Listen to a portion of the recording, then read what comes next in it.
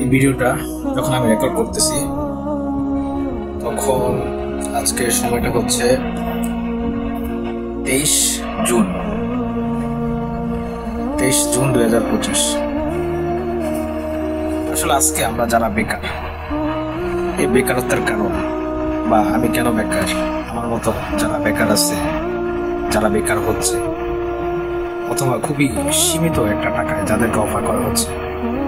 যেমন আমি যদি একটা জবের জন্য যাই, সেখানে অনেক ক্রাইটেরিয়া থাকে, বাট শেষ পর্যন্ত যে স্যালারিটা অফার করা হয় সেটা 13-14 হাজার, এর বেশি না।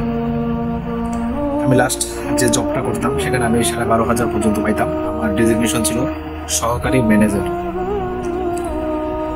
তো আসলে কিছু কথা না বললেই নয়, আজকে আমি বেকার, আর আমাকে বেকার বানানোর নকশাটা প্রায়, আজকে আমরা যারা বেকার আমাদেরকে নিয়ে নকশা করা হয়েছে প্রায় 3 থেকে 400 বছর ধরে, এবং খুব ভালো বিষয়টা, খুব ভালোভাবে আমাদের রক্তে রক্তে রন্ধে রন্ধে ঢুকে দেওয়া হয়েছে আপনার ব্রিটিশ আমলের পর থেকে।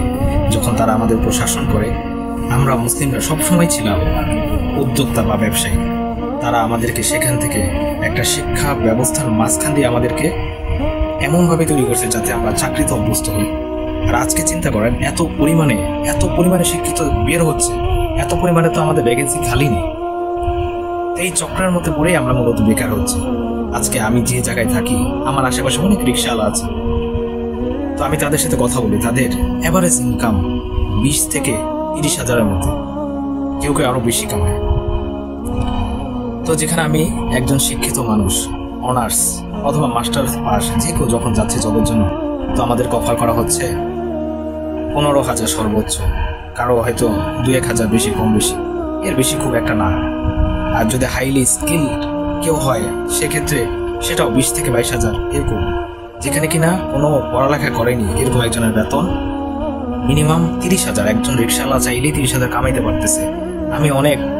আমি তাবলিগ করি, সেই সুবাদে অনেকের ইনকাম আমি জানি। একজন সবজি বিক্রেতা, ফলালা, আমালা, সেও একই রকম ইনকাম করতেছে।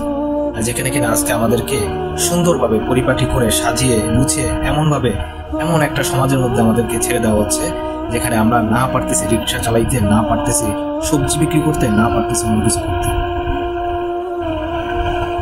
শেষ পর্যন্ত অনেকের চিন্তা হয় আমরা বাইরে চলে যাব, অনেকের ক্ষেত্রে সেটাও হয় না।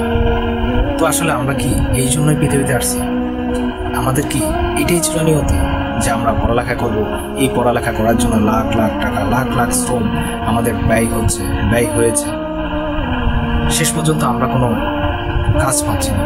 অথচ এমনটা হওয়া উচিত ছিল, যেহেতু আমরা আমাদের জীবনের 16 থেকে 18 বছর ক্যারিয়ারের জন্য, শিক্ষার জন্য দিয়েছিলাম, আমাদের তো এমন হওয়া উচিত ছিল আমাদের সর্বনিম্ন বেতন যদি একজন রিক্সাওয়ালা বা শ্রমজীবী মানুষের সাথে মিলাই, যাদেরকে আমরা গরিব হিসেবে দেখি, নিম্ন মধ্যবিত্ত বা নিম্নবিত্ত হিসেবে দেখি, তো সেই হিসাবে আমাদের সর্বনিম্ন বেতন তো হওয়া দরকার ছিল 30 হাজার থেকে 35 হাজার টাকা।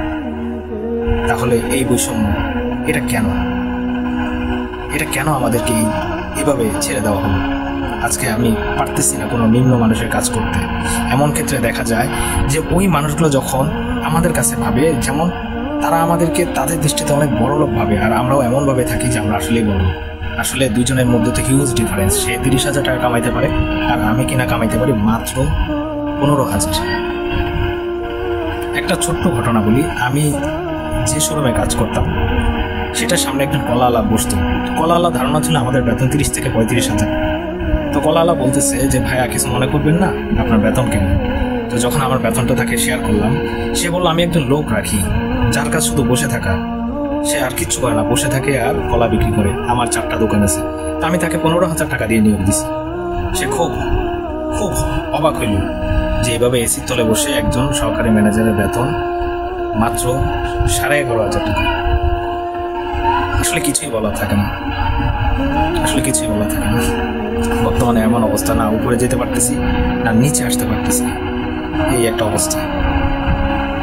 ঠিক আছে, আমার বাকি কথাগুলো হয়তো অন্য কোনো সময়, আমি জানি না এই ভিডিওটা আমি ছাড়বো কিনা, আর যদি হয়তো ছাড়ি তাহলে হয়তো বাকি গল্পগুলো অন্য সময় বলা যাবে। আসসালামু আলাইকুম।